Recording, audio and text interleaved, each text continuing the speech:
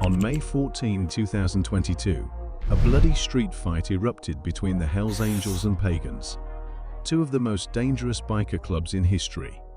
Over 30 bikers clashed in a brutal battle for dominance, leaving a trail of chaos and death. What sparked this violent outbreak, and who will emerge victorious in this relentless war? Stay tuned to uncover the shocking details of the biggest biker war ever. In 1948, the Hells Angels Motorcycle Club was founded by Otto Friedli in Fontana, California.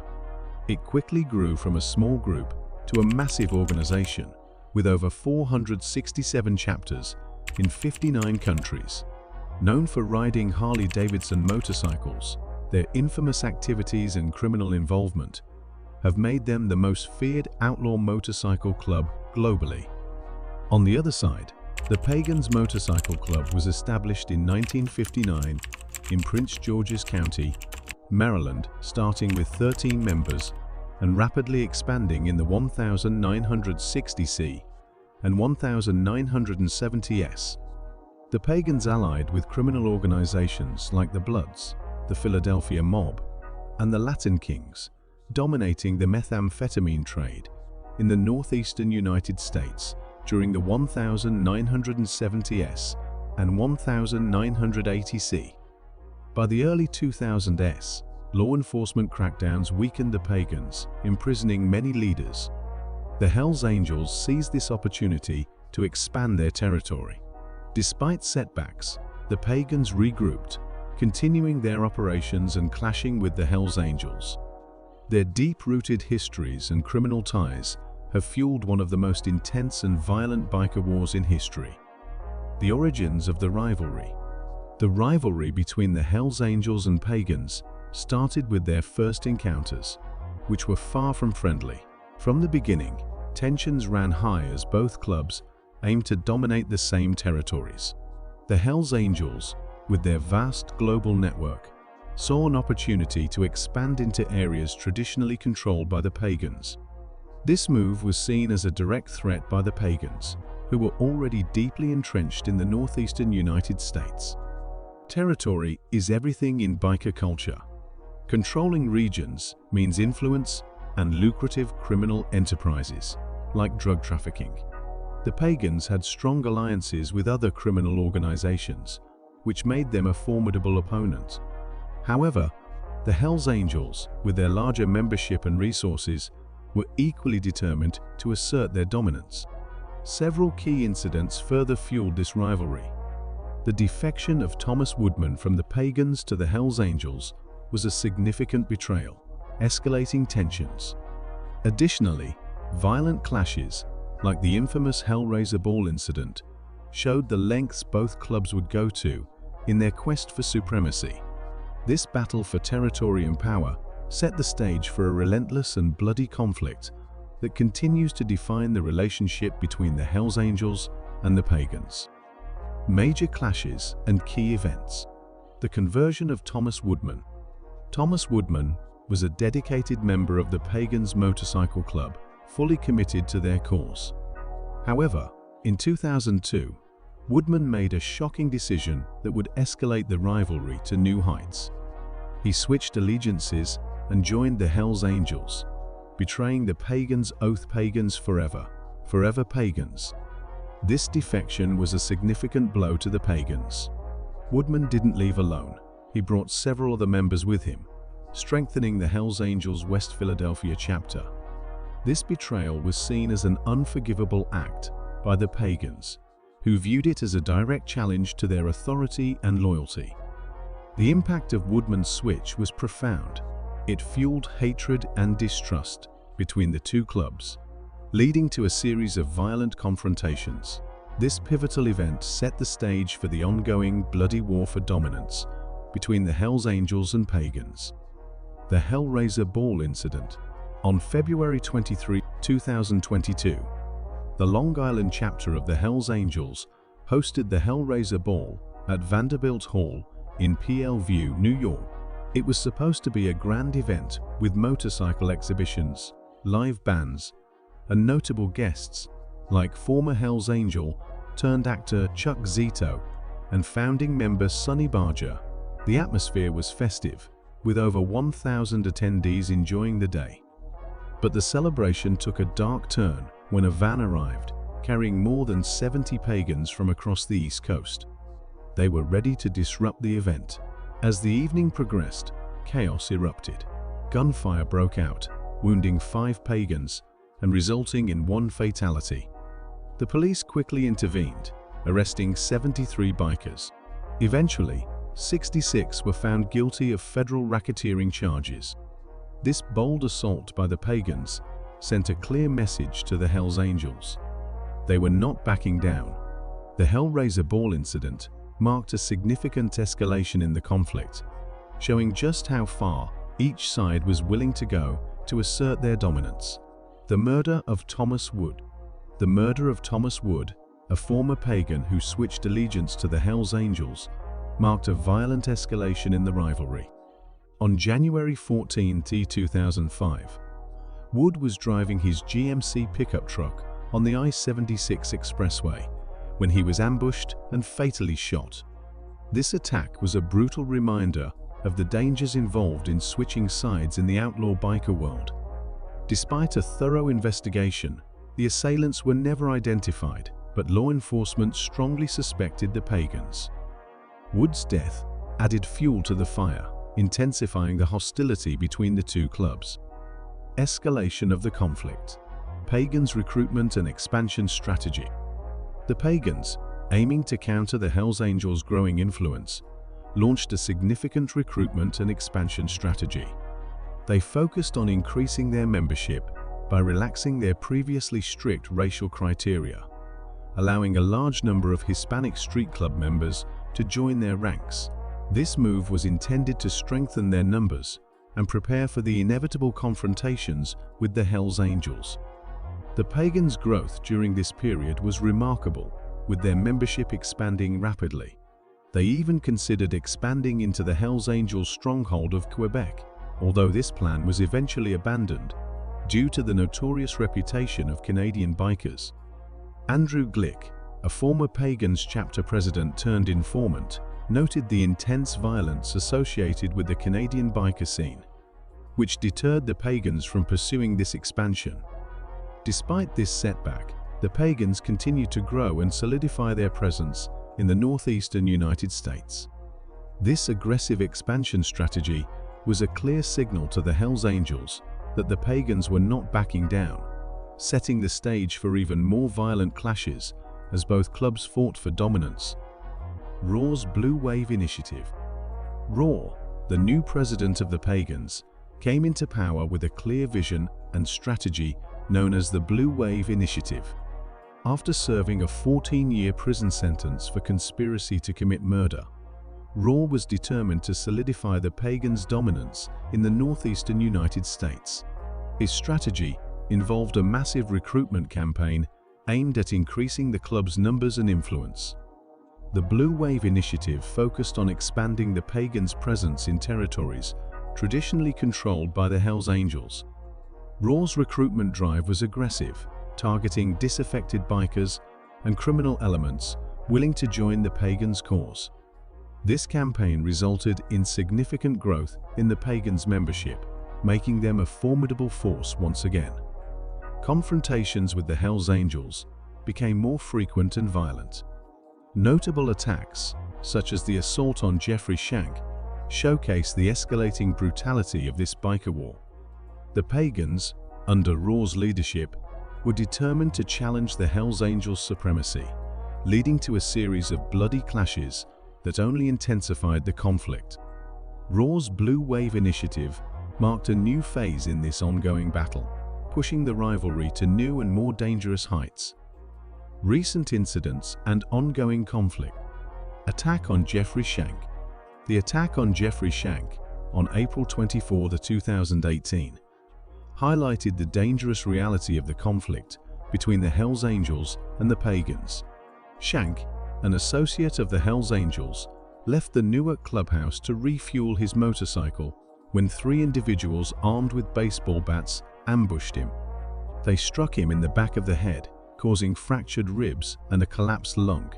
This brutal assault was a clear message from the pagans, signaling their relentless pursuit of dominance. The attack had severe consequences, prompting immediate retaliation from the Hells Angels. The cycle of violence continued to escalate, with each club trying to outdo the other in displays of power and control. The assault on Shank was just one of many violent incidents that kept the rivalry alive and deadly. Death of Francisco Rosado. In May 2020, Francisco Rosado, the president of the Pagans Bronx chapter, was brutally assassinated. Rosado was outside his Bronx apartment building when two masked men approached from a parked Jeep Grand Cherokee. Without warning, they opened fire, hitting Rosado in the head and chest, killing him instantly. This assassination sent shockwaves through the biker community, marking a severe escalation in the conflict. The impact on the pagans was immediate and profound. Losing a high-ranking leader like Rosado was a significant blow. His murder demoralized members and sparked a fierce desire for revenge. The pagans intensified their activities, leading to a series of violent reprisals against the Hells Angels and their associates. This assassination underscored the dangerous reality of the ongoing biker war. Both clubs continue to clash, with each incident pushing them further into a cycle of violence and retaliation. The murder of Rosado marked a critical point in the conflict, highlighting the lengths to which these clubs would go to maintain control and dominance. The streets became even more dangerous as the war raged on, with no end in sight. The current state of affairs. The rivalry between the Hells Angels and the Pagans remains intense and violent. Both clubs are still active, with each maintaining a strong presence in their respective territories.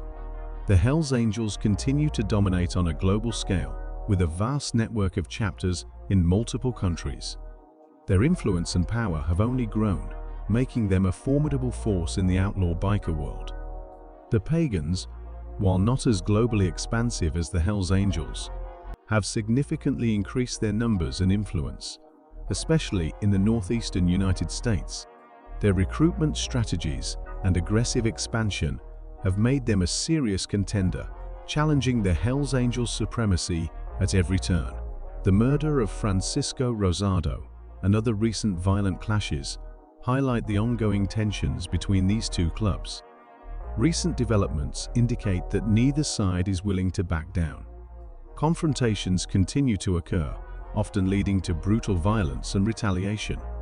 Law enforcement agencies remain vigilant, but the secretive and tight-knit nature of these clubs makes it difficult to curb their activities entirely. Speculation about the future of this rivalry suggests that the conflict will persist as long as both clubs exist. The quest for dominance and control over lucrative territories fuels their enmity. As long as there are areas to control and power to be gained, the Hells Angels and Pagans will likely continue their violent struggle.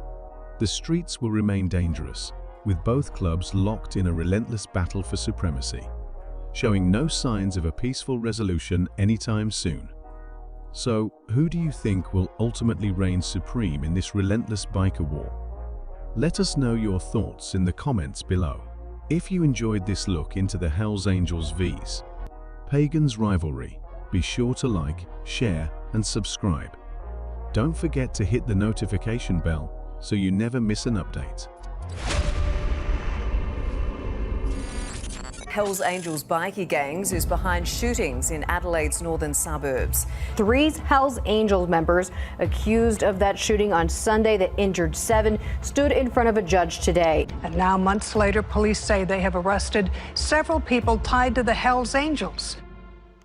The Hells Angels and Comanche rivalry is a tale of bloodshed and chaos, where firebombings and brutal airport brawls are just the beginning. In this video, we'll explore the origins of their deadly feud, dissect key violent incidents, and uncover how their vicious war has reshaped biker culture and law enforcement forever. This is the story of danger, violence, and an unending battle for dominance. The Hells Angels, founded in 1948 in California, quickly became one of the most notorious outlaw motorcycle clubs in the world. Known for their distinctive Winged Death's head logo and leather jackets, the Hells Angels expanded globally, establishing chapters across North America, Europe, and beyond. They became infamous for their involvement in various criminal activities, including drug trafficking, extortion, and violent confrontations with rival gangs. Their fierce loyalty, strict codes of conduct, and ability to command fear and respect have solidified their position as a dominant force in the biker world. On the other hand, the Comanchero Motorcycle Club was established in 1968 in Sydney, Australia, by Scottish immigrant William George "Jock" Ross.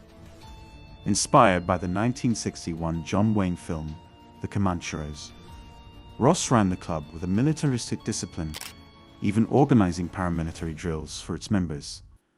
Known for their extreme violence and ruthlessness, the Comancheros quickly became one of Australia's most feared outlaw motorcycle gangs. They expanded their influence across Australia and Southeast Asia, becoming a significant player in the region's criminal underworld. The rivalry between these two powerful clubs stems from their competing interests and territorial disputes. The Comancheros' strict hierarchical structure and aggressive tactics often clashed with the Hells Angels' desire to maintain dominance. This tension has led to numerous violent confrontations over the years, marking their relationship with bloodshed and hostility. As both clubs continue to evolve and adapt, their deadly feud remains a significant chapter in the history of outlaw motorcycle gangs. Origins of the rivalry. The origins of the rivalry between the Hells Angels and the Comanchero trace back to early territorial disputes and power struggles. The Hells Angels, already a dominant force in the biker world, viewed the expanding Comanchero as a direct threat to their influence. Initial tensions began brewing as both clubs sought to control lucrative territories and criminal enterprises, especially drug trafficking and extortion. The first major clashes between these two formidable groups set the stage for a prolonged and bloody conflict. One of the earliest violent encounters occurred when the Comanchero allegedly firebombed a Hells Angels clubhouse in Petersham. This attack was a clear message of defiance, marking the start of open hostilities. Retaliation soon followed, with the Hells Angels striking back by targeting Comanchero-operated establishments. The rivalry escalated dramatically, with incidents like the attack on the Hells Angels tattoo parlor, Angels on the Beach, in Brighton-le-Sands. The Comanchero launched this assault because the parlor had not sought their permission to operate in the area, a direct challenge to their authority. This pattern of aggression and retaliation became a hallmark of their interactions. These early violent clashes were fueled by both clubs' desire to assert dominance and expand their territories. The resulting bloodshed and chaos caught the public's attention, cementing the deadly rivalry between the Hells Angels and the Comanchero. Over time, their feud evolved into one of the most infamous and violent rivalries in the history of outlaw motorcycle gangs, shaping their legacies and impacting biker culture worldwide. Key incidents in the feud. The feud between the Hells Angels and the Comanchero saw its first major eruption with the firebombing of the Hells Angels clubhouse in Petersham. This brazen attack was carried out by the Comanchero, sending a clear signal of their intent to challenge the Hells Angels' dominance. The explosion rocked the neighborhood, setting the stage for a series of violent retaliations. Not long after, the conflict escalated with the attack on Angels on the Beach, a Hells Angels-operated tattoo parlor in Brighton-le-Sands. The Comanchero targeted this business because it had been established without their permission, an unforgivable act in their eyes.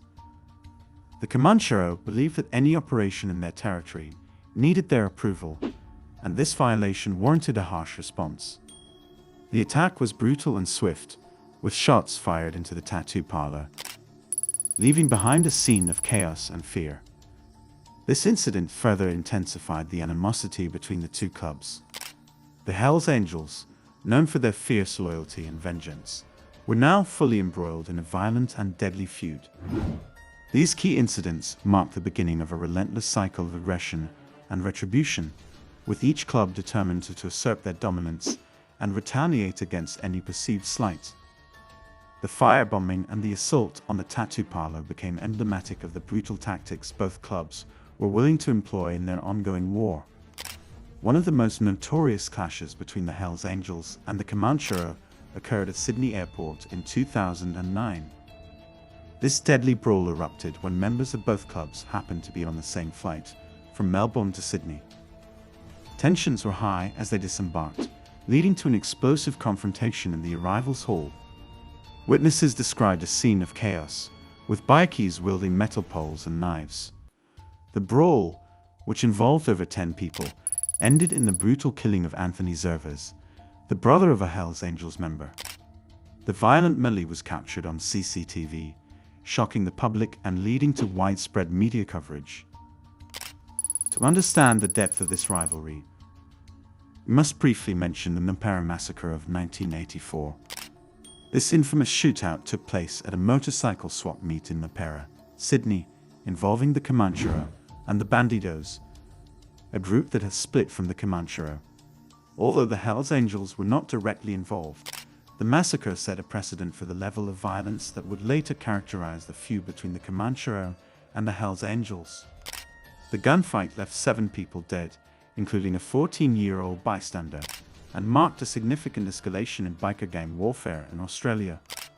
Court cases and legal battles. The murder trial of Anthony Zervas was a pivotal moment in the feud between the Hells Angels and the Comanchero. The court case saw intense scrutiny, with key testimonies revealing the savage nature of the attack. Witnesses recounted how Zervas was beaten with metal poles and stabbed, leading to his tragic death. 10 Comanchero members were charged with his murder, and the trial highlighted the ruthless tactics employed by the gang. Mick Hoy, Comanchero's national president at the time, faced significant legal battles. Hoy, a Lebanese immigrant, rose to power by deposing the club's founder, Jock Ross, and imposing his own brand of leadership. He was directly involved in the violence at Sydney Airport and was initially convicted of murder and affray. However, his murder conviction was later overturned on appeal, leading to a retrial where he pleaded guilty to manslaughter. In 2015, he was sentenced to a minimum of 3.5 years in prison.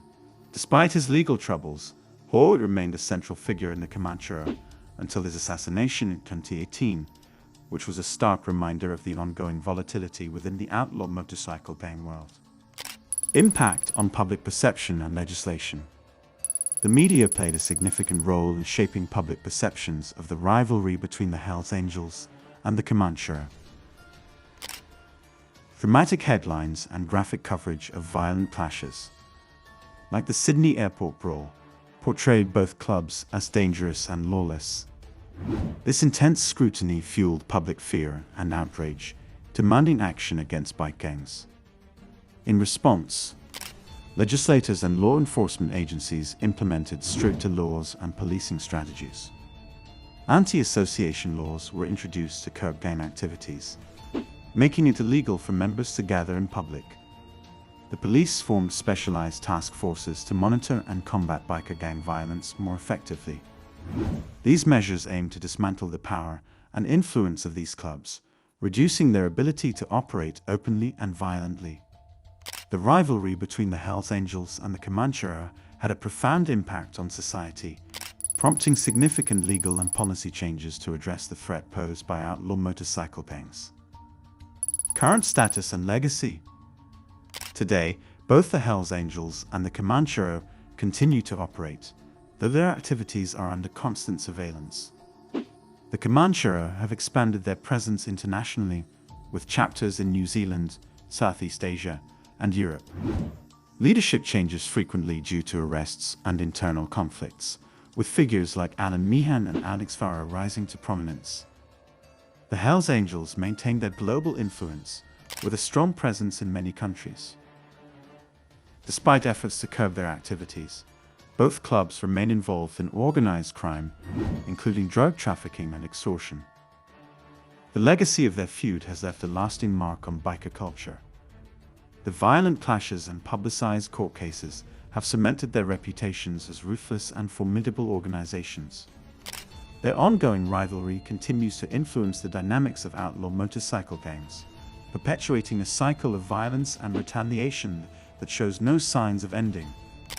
As we close this chapter of the Hells Angels versus Comanche rivalry, what do you think fuels such relentless gang wars? Let us know in the comments below. If you enjoyed this thrilling journey, like, share, and subscribe for more gripping stories. Don't forget to hit the notification bell for updates.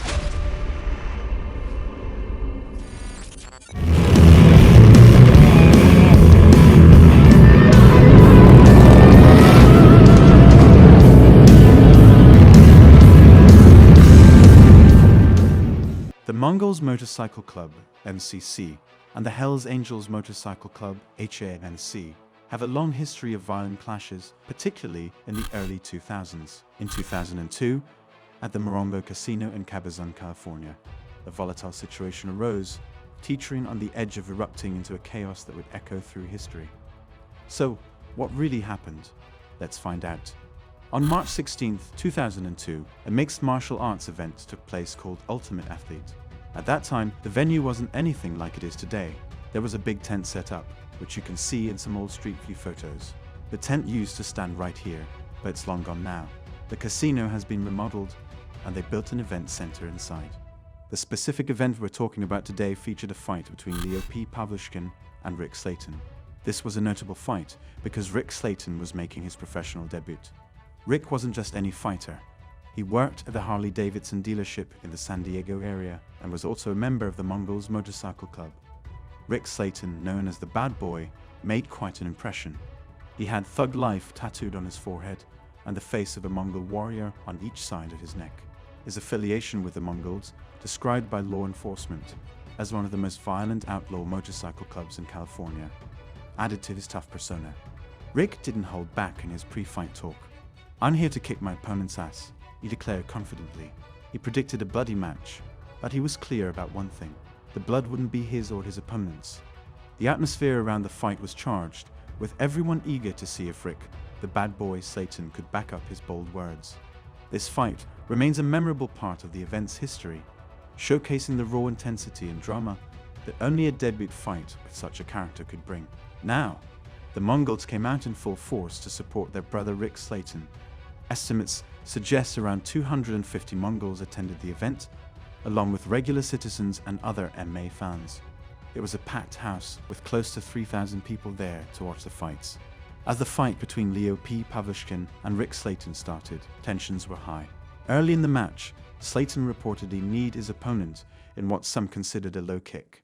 About a minute later, he did it again, and this time the fight was stopped. The crowd, which included the 250 Mongol bikers, was not happy with the stoppage. When Slayton kneed his opponent in the groin and the referee intervened, the Mongols were furious.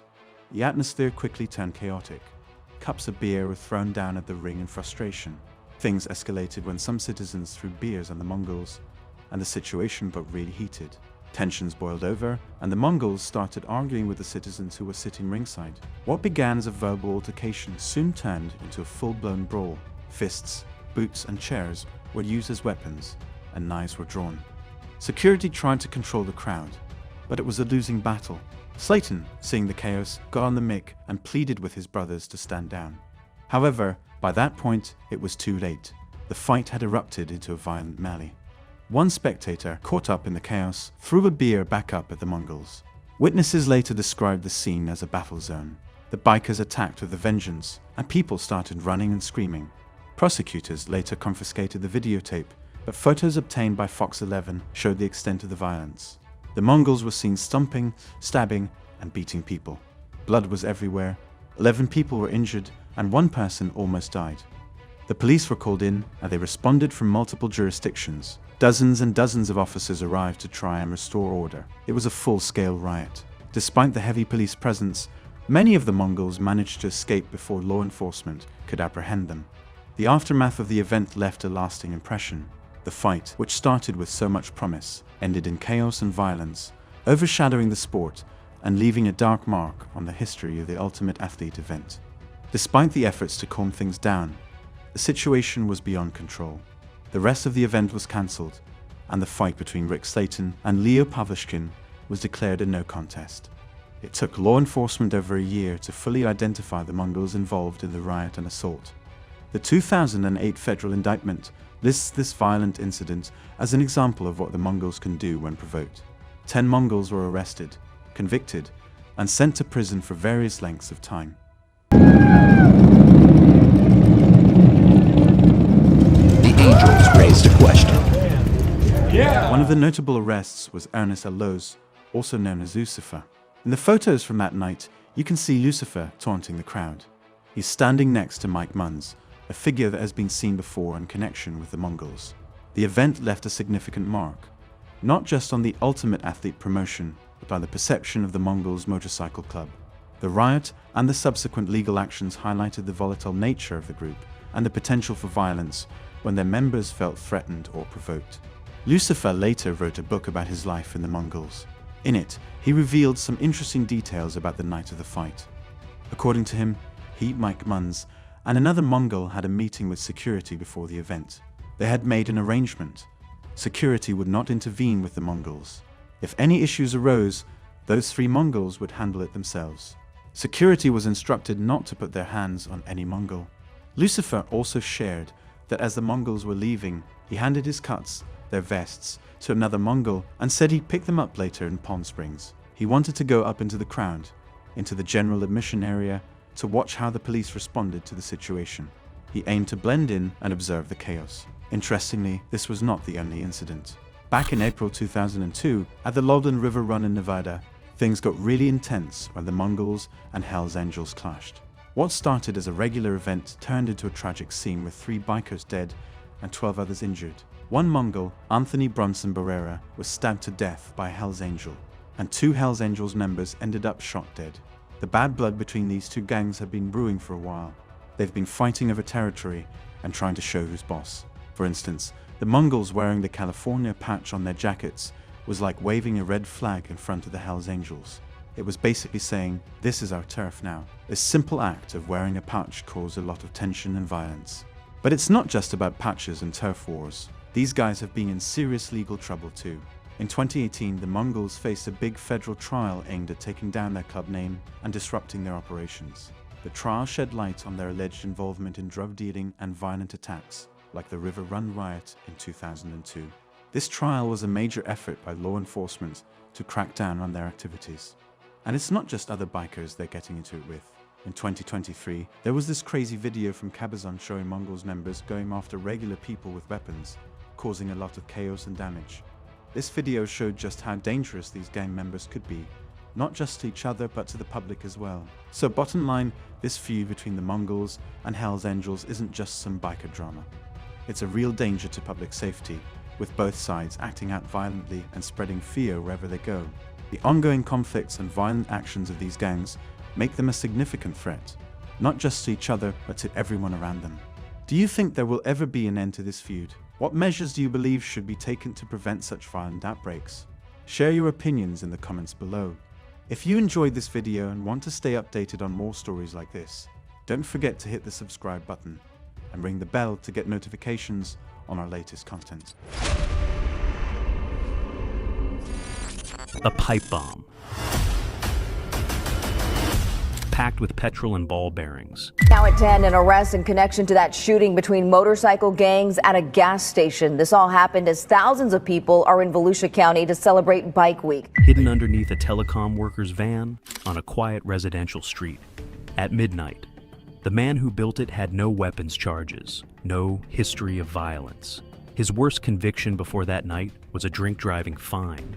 So how does a respected senior member of Scotland's most feared motorcycle club end up assembling an explosive device in a garage?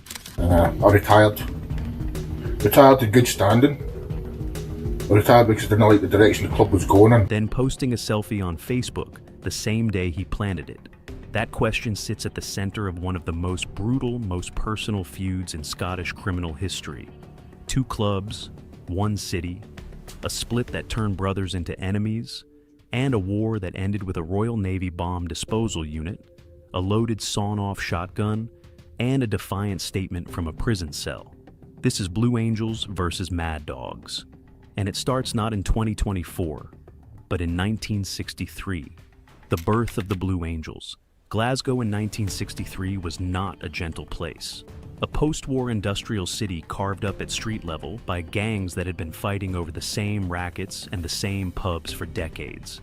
The Merry Hill Fleet, the Carlton Tongs, the Gorbals Cumby, each controlling its patch, each defending it with the specific, unremarkable violence of men who understood that the street you lived on defined what you were owed.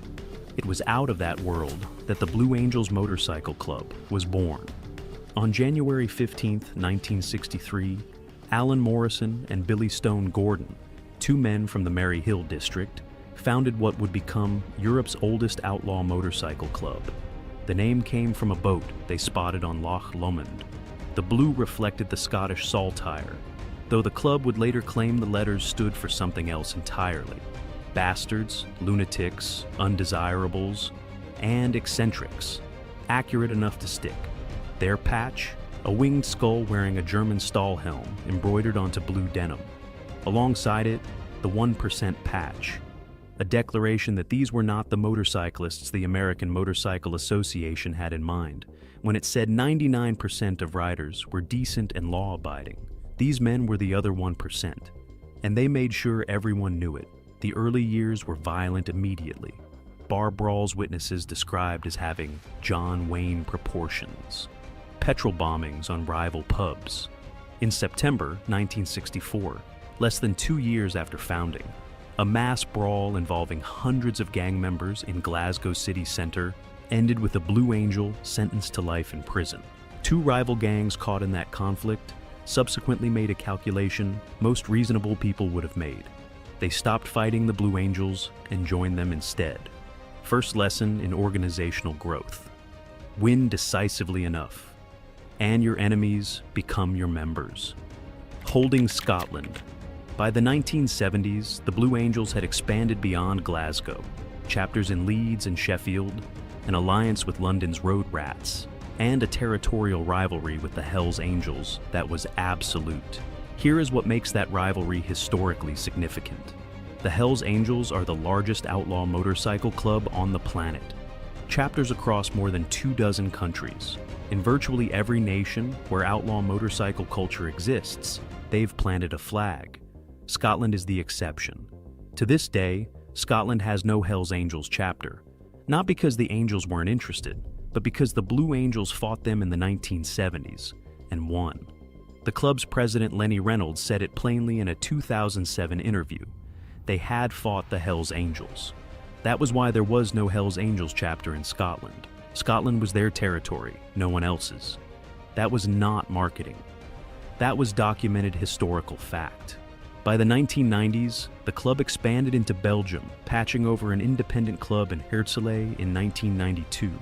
By 2009, Belgian Federal Police formally designated the Blue Angels as one of 4 criminal motorcycle gangs operating in the country, alongside the Bandidos, the Hells Angels, and the Outlaws.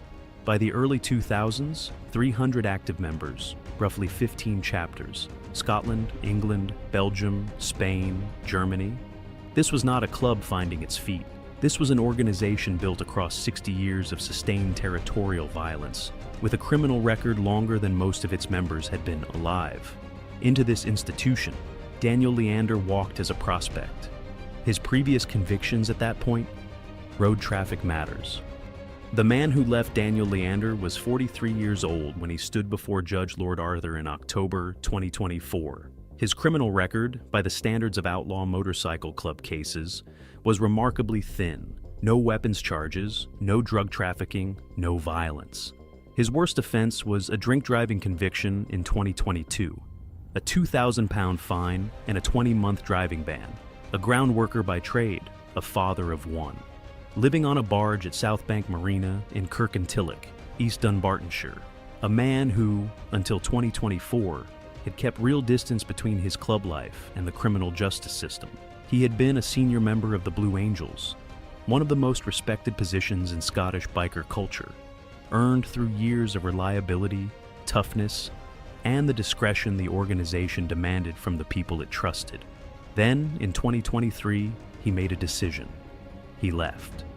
The circumstances of his departure haven't been fully detailed in public. Leander said only that he retired from the Blue Angels a year before the events that led to his conviction. But here is the detail that changes everything. He didn't just leave. He built a rival club. He called it the Mad Dogs Motorcycle Club. President and founder, operating in the same territory where he had spent years as a Blue Angels senior member. In the outlaw world, that distinction is everything. There is a vast, consequential, dangerous difference between a man who leaves a club and disappears into civilian life, and a man who leaves and immediately sets up a competing organization in the same city. The first is a retirement. The second is a provocation.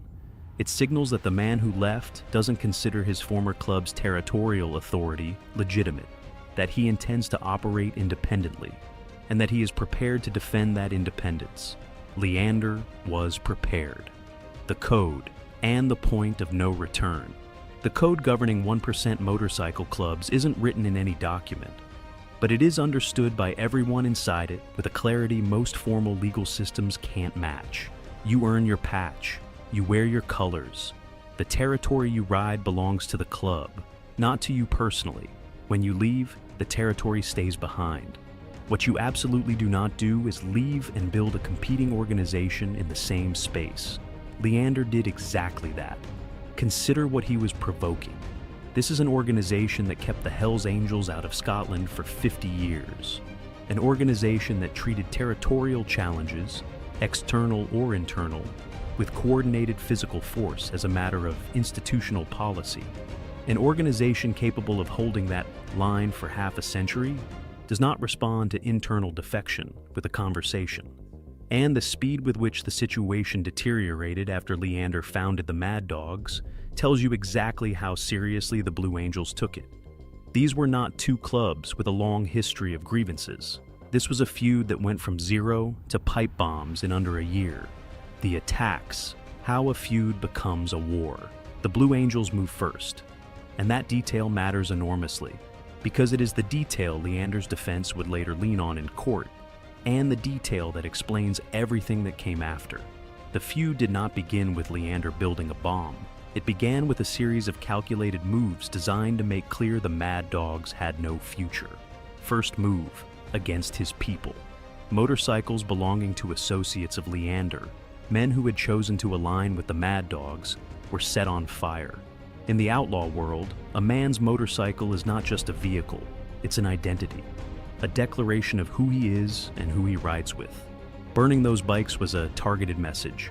The cost of standing with Leander would be real, immediate, and physical. Then they came to his home. A group of Blue Angels bikers arrived at Leander's address and threatened him with violence directly, in person, in numbers, at the place where he lived.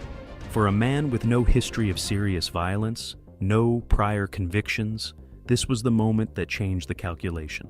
His defense lawyer, John Scullion KAC, told the court that everything which followed was a response to sustained attacks, that Leander's intention had been to end the feud, not escalate it, to deliver a message significant enough that the Blue Angels would decide the cost of continuing was too high. What the timeline shows is a man who had watched his associates targeted, been confronted at his own front door, and concluded that the only language the Blue Angels were prepared to hear was one that matched the force they had already used. He believed he was sending a warning. The court would decide what that warning actually was.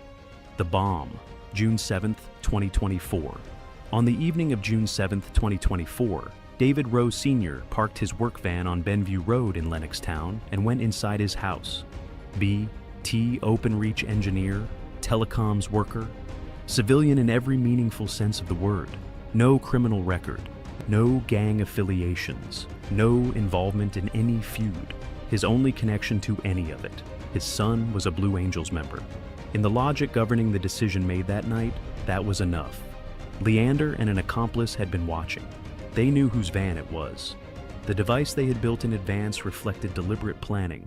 2 plastic bottles and copper pipe taped together, filled with petrol, packed with ball bearings, attached to an RF receiver, allowing remote detonation from a safe distance. Functional, purpose-built, not an amateur mistake. Sometime after midnight, they placed it beneath the front of the van and left.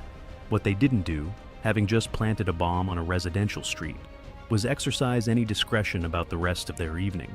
The Range Rover they'd used was captured on doorbell camera footage from a property on Benview Road, clear enough to identify both the vehicle and its occupants.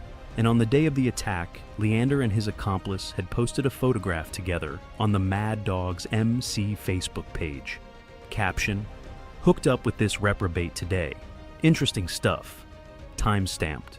The Range Rover visible in the background. The same vehicle on the doorbell footage. They had documented themselves publicly in the bomb vehicle on the day they planted it. In the early hours of June 8th, an off-duty firefighter responded to a vehicle fire on Benview Road and found Rowe Sr.'s van ablaze. Emergency services arrived. Fire crews located the device beneath the vehicle, partially intact despite the fire. Major incident declared. 100-meter cordon established. Residents evacuated from their homes in the middle of the night. The Royal Navy Bomb Disposal Unit was called in. Families stood outside in the dark while military personnel determined whether the device was going to detonate. The device was made safe. The cordon lifted. Residents returned. David Rowe Sr.'s van was destroyed, and Leander was back on his barge in Kirkintilloch, 8 miles away, waiting to find out what came next. He wanted to send a message. He sent one, just not the one he intended. The investigation. The investigation did not take long, and the reason reveals something important about the gap between the gravity of what Leander had done and the care he took in doing it. Experienced criminals manage their forensic trails. Leander had never been through a serious criminal investigation, and the evidence he left behind reflected that at every turn. Police inquiries led investigators to the Mad Dogs Facebook account, publicly accessible, actively maintained, and containing a time-stamped photograph of Leander in the exact vehicle caught on the Benview Road doorbell footage. A documented record created by Leander himself on the day of the attack. Forensic examination of the device found Leander's DNA on the bottles, his fingerprints on the duct tape, direct physical contact with the materials used to build it. A search warrant executed on a Mad Dogs associated garage recovered 2 remote firing systems, consistent with the RF receiver used in the Lennoxtown device, found less than a month after the attack. On July 3, 2024, police traced Leander to his barge and made contact. When questioned about the bomb, his response was the line read back in open court weeks later. Link the dots. His club had been getting attacked all the time. The detonator goes off with a remote. Then, without being directly asked, he told police there was a firearm on the barge. The weapon recovered, a loaded side-by-side double-barrel sawn-off shotgun, barrel shortened to prohibited length under Section 5 of the Firearms Act, 1968, loaded, on a residential marina barge, by a man being questioned about a pipe bombing. The judge later described the circumstances as somewhat bizarre. The DNA was there, the fingerprints, the Facebook post, the Range Rover, the firing systems, the shotgun. And Leander had directed police to the last piece of evidence himself. He was remanded in custody. The case was complete before it had properly begun. Sentencing. And the statement. On October 15, 2024, the case reached Glasgow High Court. Leander pleaded guilty to 2 charges: willful fire-raising, covering the bombing and destruction of Rowe Sr.'s van, and unlawful possession of a prohibited weapon covering the sawn-off shotgun. He did not contest either. Prosecutor Lorraine Glenancy K.C. laid out the facts methodically. Defense advocate John Scullion, K.C. presented the context, the sustained attacks, the burned motorcycles, the threat at his home. Leander's intention, Scullion told the court, had been to end the feud. He accepted full responsibility and genuinely regretted the impact on his family and the wider community.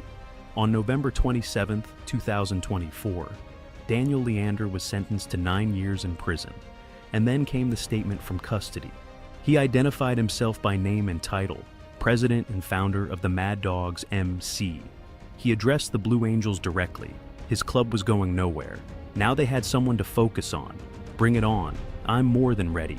9 years is a long time. But in the outlaw motorcycle world, a prison sentence has never reliably functioned as the end of a story. It functions as a pause. The bigger picture. The Leander case fits a pattern that runs through the Blue Angels' entire institutional history. In September 2018, Blue Angels member Ian Ewing drove his car into a group of nomads MC bikers on the A98 road in Moray, then got out with accomplices and attacked them with a claw hammer, a tire iron, and a baseball bat. 4 men struck. 1 lost consciousness. Another suffered permanent disfigurement. Ewing was convicted of attempted murder and sentenced to 7 years in 2020. He was wearing Blue Angels clothing when arrested. The pattern is consistent across 60 years. A provocation, a response, an escalation that pulls in people who never chose to be part of it. What the Leander case added, the element that distinguishes it, was the civilian target. David Rowe Sr. had no involvement in any club. He parked his work van outside his house and went inside. That is the specific cost of being adjacent to this world without choosing it. Where it ends or doesn't.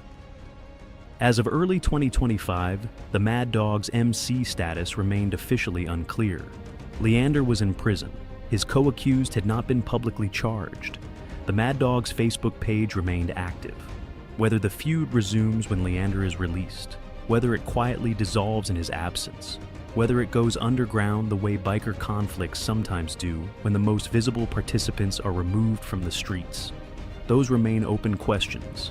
What is not an open question is the willingness of both sides to take it to levels that ordinary people never signed up for. The Blue Angels have held Scotland for over 60 years. No Hells Angels. No outside influence. No challenge that went unanswered. Leander knew all of that when he founded the Mad Dogs. He knew the organization he was provoking. He knew what it had always done to people who challenged it. He built it anyway. And from a prison cell, with 9 years ahead of him, he's still telling them to bring it. The war between the Blue Angels and the Mad Dogs is not a closed chapter. It's a story on pause. The War That Never Ends, April 30th, 1974. 3 Hells Angels walk into what they think is a drug deal in Florida. They never walk out. Their bodies, dumped in an Everglades quarry, spark a war that's still killing people today. 50 years, 3 continents, hundreds dead. 2 motorcycle clubs locked in the bloodiest rivalry in criminal history. The Outlaws versus the Hells Angels. A feud so vicious it makes cartel violence look civilized. Car bombs in parking lots. Executions at gas stations. Massacres at public events. This isn't random gang violence. It's organized warfare between criminal empires that refuse to die. The genesis of Giants, Illinois, 1935. The Great Depression has America by the throat, but in the industrial wasteland of McCook, something new is being born. The Outlaws Motorcycle Club emerges from the desperation of hard times, forged by men who've lost everything except their pride and their machines. These aren't weekend warriors playing dress-up. These are genuine outlaws, the 1%ers who reject society's rules and create their own laws. The skull and crossed pistons patch becomes their battle standard, worn by riders who consider themselves soldiers in a war against conformity. By the 1950s, they've carved out an empire stretching from the Midwest through the Southeast. Florida becomes their stronghold, a sun-soaked kingdom built on speed, violence, and absolute loyalty to the Brotherhood. Meanwhile, on the opposite coast, another legend is taking shape. California, 1948. World War II, veterans return home carrying more than combat ribbons. They bring tactical knowledge, weapons expertise, and a hunger for the adrenaline that civilian life can't satisfy. The Hells Angels rise from this post-war chaos like a phoenix of rebellion.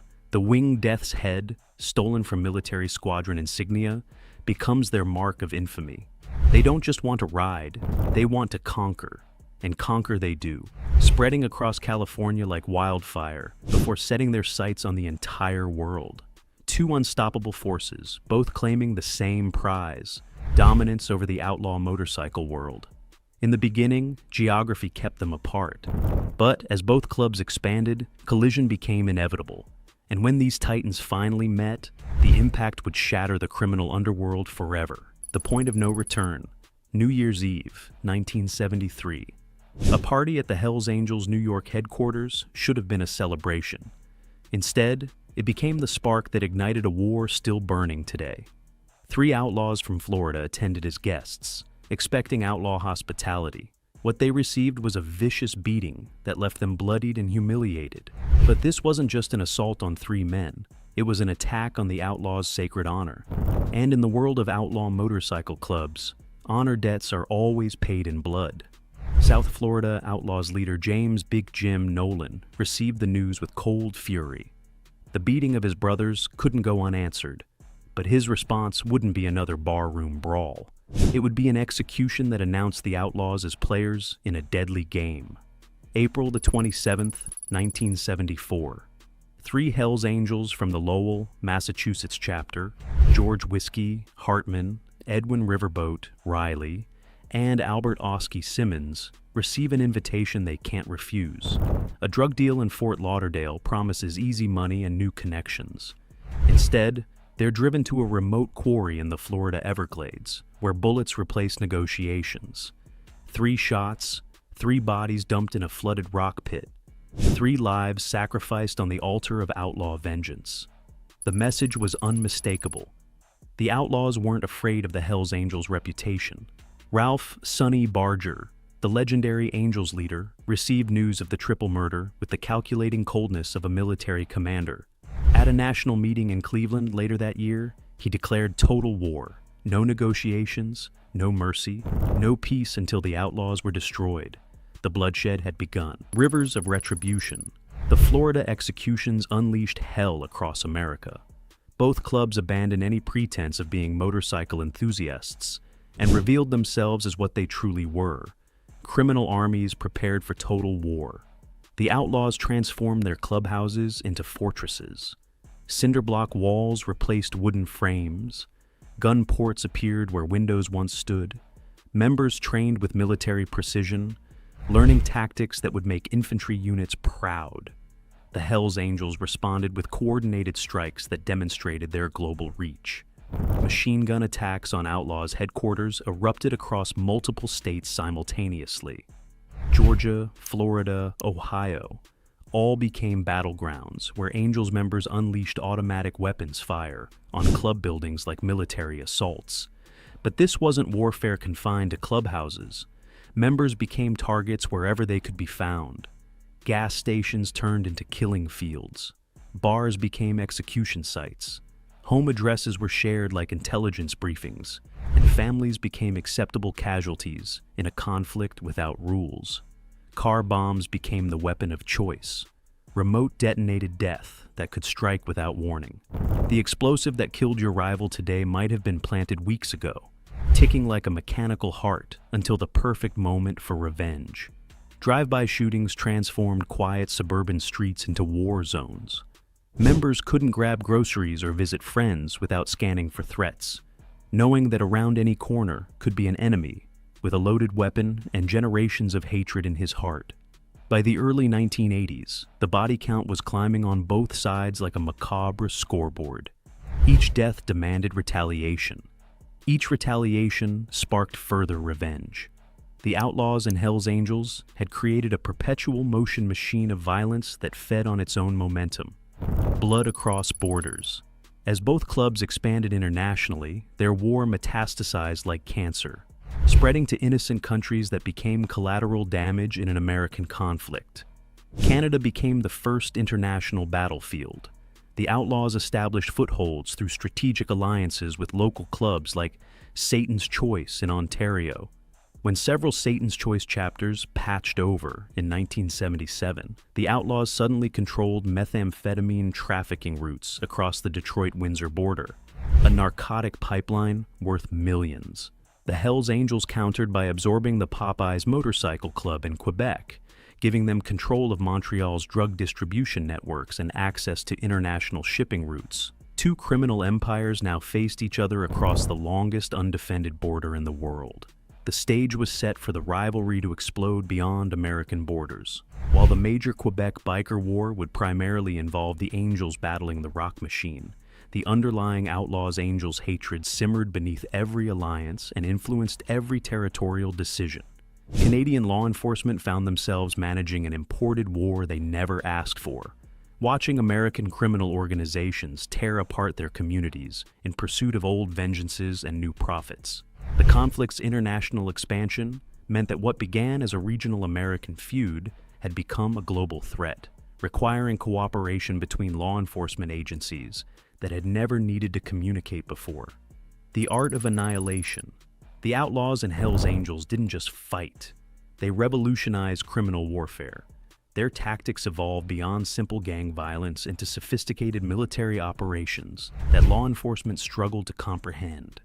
Yves Apache Trudeau became the Angels' most terrifying weapon during the Quebec conflicts, a contract killer who turned murder into science. 40 confirmed kills earned him a reputation that crossed international borders. His weapon of choice revealed the calculated nature of the violence, remotely detonated car bombs that could strike with surgical precision while allowing the assassin to escape undetected. Both clubs developed intelligence networks that rivaled government agencies. They infiltrated rival chapters through carefully planted spies. They recruited informants within support clubs and monitored law enforcement communications. Members were trained to identify undercover officers through behavioral analysis and background verification. Counter-surveillance became an art form. Members learned to detect electronic monitoring, identify unmarked police vehicles, and recognize surveillance patterns. Clubhouses were swept for bugs with professional-grade equipment. Communications were coded to frustrate wiretaps. Motorcycle runs and public events transformed into tactical operations. What appeared to be social gatherings were actually reconnaissance missions designed to test enemy responses or lure rivals into predetermined kill zones. Members were dispatched across state lines for missions that ensured local law enforcement would face jurisdictional obstacles before making arrests. The sophistication of their operations forced law enforcement agencies to completely reimagine how they approached organized crime. Traditional police work wasn't sufficient against organizations that operated with military discipline and international reach. London's Bloody Sunday, January 31st, 1998. The Battersea Arts Centre in London hosts the annual Rockers Reunion, what should have been a celebration of British motorcycle culture. Instead, it becomes the stage for one of the most shocking displays of violence in European criminal history. The UK biker scene had been drawing battle lines between clubs aligned with either the Outlaws or Hells Angels. Local tensions had been building for months, but what happened at Battersea exceeded everyone's worst fears. 40 Hells Angels from chapters across England arrived like an invasion force. Axes, hammers, knives, baseball bats, and machetes. A medieval arsenal for modern warfare. Radio headsets coordinated their movements with military precision. The target? Members of the Outcasts MC, a club closely allied with the Outlaws in their global power struggle. What followed wasn't a fight. It was a massacre executed in front of horrified civilians. David Flipper Armstrong was beaten to death in the street, his body broken by multiple weapons while bystanders watched in terror. Malcolm Street Clare suffered 8 stab wounds before bleeding to death near the Lavender Hill police station, his life ebbing away on public pavement. Dozens more were injured, some critically in violence that witnesses described as a coordinated execution designed to send an unmistakable message about Hells Angels' dominance. The Battersea bloodshed shattered any illusion that the American biker war was contained by geography. The rivalry had metastasized across the Atlantic, capable of erupting anywhere with lethal consequences. British authorities responded with increased surveillance and stricter laws, but the damage was done. The world now understood that the Outlaws' Hells Angels conflict recognized no borders and respected no innocent bystanders. Empire of Fear. By the dawn of the new millennium, both clubs had evolved from regional gangs into global criminal empires whose rivalry spanned continents and threatened international security. The Hells Angels expanded aggressively across Europe, establishing chapters through strategic absorption of local clubs. Germany, Denmark, Sweden, Netherlands. Each expansion brought them closer to controlling the continent's most lucrative drug trafficking routes. The outlaws responded by solidifying their own European presence, particularly in Belgium, England, and Scandinavia. Every new chapter meant another potential flashpoint where ancient American hatred could explode into European violence. In Germany, both clubs were linked to large-scale methamphetamine and cocaine trafficking operations that generated millions in profits. Ports became battlegrounds for smuggling routes. Urban territories were carved up like medieval kingdoms, each defended with deadly force. Scandinavian conflicts grew so intense that Denmark introduced some of Europe's toughest anti-gang legislation. The ability to ban clubhouses in urban areas was just one tool in an expanded legal arsenal designed to contain violence that threatened public safety. Australia became another theater of conflict as the rivalry took on new life in the Southern Hemisphere. Drive-by shootings and firebombings drew the attention of specialized anti-bikie task forces, but the violence continued to escalate. The international expansion meant law enforcement agencies across the globe found themselves managing fallout from an American feud they had no role in creating. Intelligence sharing became essential as both clubs operated with coordination that transcended national boundaries. Hunting the hunters, the global reach and military sophistication of both clubs forced law enforcement to develop entirely new approaches to organized crime investigation. Operation Black Biscuit became the ATF's most ambitious infiltration attempt against the Hells Angels.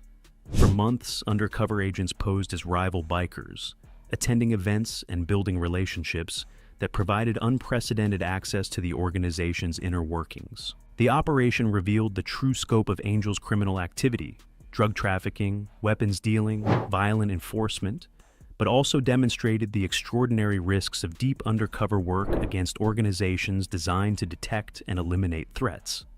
Legal challenges emerged around evidence contamination, entrapment defenses, and the ethical boundaries of undercover participation in criminal activity. Several cases collapsed before trial, teaching law enforcement that traditional infiltration tactics were insufficient against sophisticated criminal organizations. The outlaws faced their own federal attention through Operation Motorhead, a multi-agency initiative that resulted in massive seizures of drugs, weapons, and cash. But for every chapter shut down, another seemed to emerge elsewhere, demonstrating the resilience of organizations built for survival. In Canada, integrated biker enforcement units combined federal, provincial, and local officers in coordinated campaigns specifically designed to counter outlaw motorcycle gangs. Both clubs were priority targets, but their adaptation to enforcement pressure proved remarkably effective. European authorities developed joint task forces through Europol, sharing intelligence and coordinating operations across national boundaries. German police conducted sweeping raids, Danish authorities banned clubhouses, Swedish officers restricted recruitment. But the clubs continued to adapt and survive. War in the digital age. The 21st century brought new weapons to an old war, as both clubs adapted their ancient rivalry to modern realities. Large-scale public battles became less frequent, but targeted violence continued to make headlines. Knife attacks in the UK, drive-by shootings in Australia, brutal assaults connected to ongoing territorial disputes. The violence had gone underground but never disappeared. Federal authorities in the United States continued listing both clubs as active participants in organized crime. ATF classifications identify them as significant criminal enterprises involved in methamphetamine production, weapons trafficking, and violent intimidation. Intelligence reports suggested the rivalry had shifted toward controlling profitable drug and weapons routes rather than public displays of dominance. The war had evolved from street battles to corporate boardroom strategies, but the underlying hatred remained unchanged.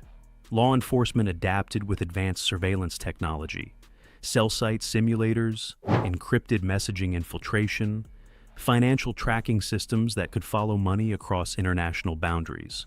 Civil asset forfeiture allowed authorities to seize clubhouses and disrupt organizational infrastructure. But neither organization showed signs of surrender. Each continued attracting new recruits drawn by the allure of outlaw brotherhood, the legendary lifestyle, and the infamous rivalry itself. For many young men, joining meant becoming part of a mythic conflict that stretched back decades. Symbols of eternal war. At the heart of the endless conflict lies something more powerful than territory or money: identity forged in violence and hatred. The Outlaw's motto, "God forgives, outlaws don't," isn't just words. It's a promise of eternal vengeance. Their acronym, ADIOS, Angels Die in Outlaw States, serves as both rallying cry and death threat, displayed on patches that mark the wearer as a soldier in an undying war. The Hells Angels counter with their own declarations.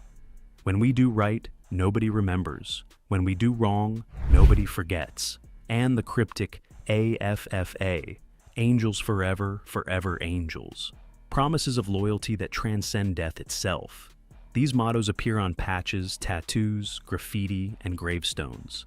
They're constant reminders that club loyalty supersedes every other relationship: family, career, even personal survival. For rivals, they're warnings that violence is always on the table. Clubhouses become shrines to the conflict, decorated with trophies from past battles. Rival patches taken as war spoils. Newspaper clippings documenting violent victories. Shell casings from notorious shootouts. Each artifact reinforces the mythology that keeps the war alive. Stories of legendary battles are retold to new recruits like religious texts, embedding the rivalry into their identity from the moment they join. The feud becomes part of their DNA, passed down through generations like a genetic curse. This cultural foundation makes peace impossible.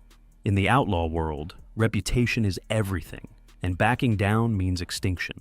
The Outlaws and Hells Angels would rather die fighting than live surrendering. The curse that cannot die. Nearly 50 years after the Florida executions, the Outlaws' Hells Angels rivalry endures through forces that seem almost supernatural in their power. Loyalty remains absolute. Members swear lifelong oaths that treat betrayal as the ultimate sin. This unbreakable commitment means grudges transcend individual lifetimes. Hatred becomes hereditary, passed from one generation to the next, like a family heirloom soaked in blood. Territory drives everything. In the motorcycle world, patches represent more than membership. They're claims to specific geographic areas that must be defended at any cost. Losing ground to rivals means public humiliation that can destroy a club's global reputation. The mythology has taken on a life of its own. Decades of books, documentaries, news coverage, and criminal folklore have transformed this feud into legend. New recruits aren't just joining motorcycle clubs. They're becoming part of an epic story written in violence and vengeance. This combination creates a self-sustaining cycle that feeds on its own energy. The war justifies the identity demands the war, and both become more important than any individual member or generation of leadership. As long as men are drawn to outlaw brotherhood, legendary conflict, and the promise of immortality through violence, the Outlaws and Hells Angels will remain locked in their eternal battle.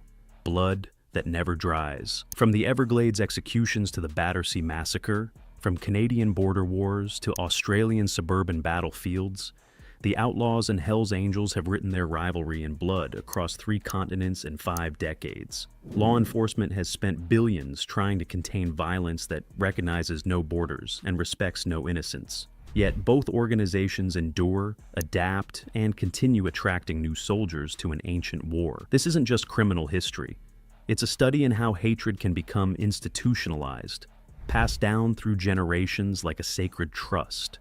How identity forged in violence can outlast any individual member or leader. How organizations built on loyalty and vengeance can survive every attempt to destroy them. The patches still fly.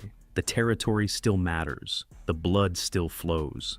And somewhere tonight, in a clubhouse decorated with trophies from past battles, new recruits are learning the stories that will compel them to kill or die for a rivalry they inherited but didn't create. The war that began with a New Year's Eve beating shows no signs of ending. In the world of outlaw motorcycle clubs, some feuds are too deep, too personal, and too profitable to ever truly die. The skulls continue staring across their battlefield, waiting for the next chapter in a story written in violence and destined to continue until the last patch is torn from the last jacket of the last man willing to die for colors that have claimed more lives than some small wars. This is the legacy of America's bloodiest rivalry, a conflict that began with brotherhood and became something far darker, something that may outlast every attempt to end it.